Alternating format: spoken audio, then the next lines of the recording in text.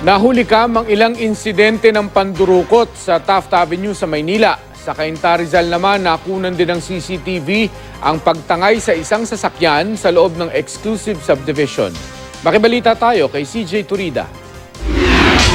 Sa CCTV footage na ito, kitang-kita ang isang babaeng galit na galit sa lalaking nakaposas sa loob ng barangay hall. Ang lalaki nahuli matapos hablutin umano ang cellphone ng babaeng biktima sa Taft Avenue sa Maynila.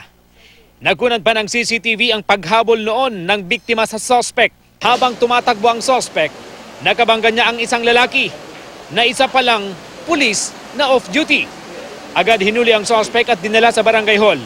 Tumangging magbigay ng pahayag ang suspect. Sa kuha naman ng CCTV sa ilalim ng MRT Taft Station, nakita ang pandurukot sa isa pang lalaki. Ang suspect nasa likod lang ng biktima. Maya-maya pa, nakuha na niya ang pitaka ng biktima. Kasama ito sa mahigit 30 insidente ng pandurukot sa lugar mula 2015 hanggang ngayong Enero. Sa tala ng NCRPO, halos 3,000 kaso ng petty crimes ang naitala sa Metro Manila noong 2015. Mas mababa ito kumpara noong 2014 na nasa mahigit 5,000 kaso. Sa Cainta Rizal, nagkunan sa CCTV ang isang lalaking naglalakad sa loob ng isang exclusive subdivision. Lumapit siya sa isang nakaparadang sasakyan, sumakay at tinangay na ito. Agad nagsumbong sa pulisya ang may-ari ng sasakyan. Nahuli naman ang suspect sa follow-up operation. Inaresto siya at ang isa niyang kasama habang ibinebenta nila ang ninakaw na sasakyan.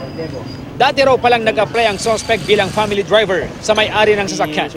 Parang meron siyang with drugs. So that's why I requested a voluntary drug test na kaya lang iniwasan nila no, hindi na pumasok. So I have to terminate his service. Tinangay raw pala ng suspect ang duplicate key. Inamin ng mga suspect ang krimen. Nagawa niya raw ito dahil gipit siya sa pera. CJ Torida, Nagbabalita, Pilipinas.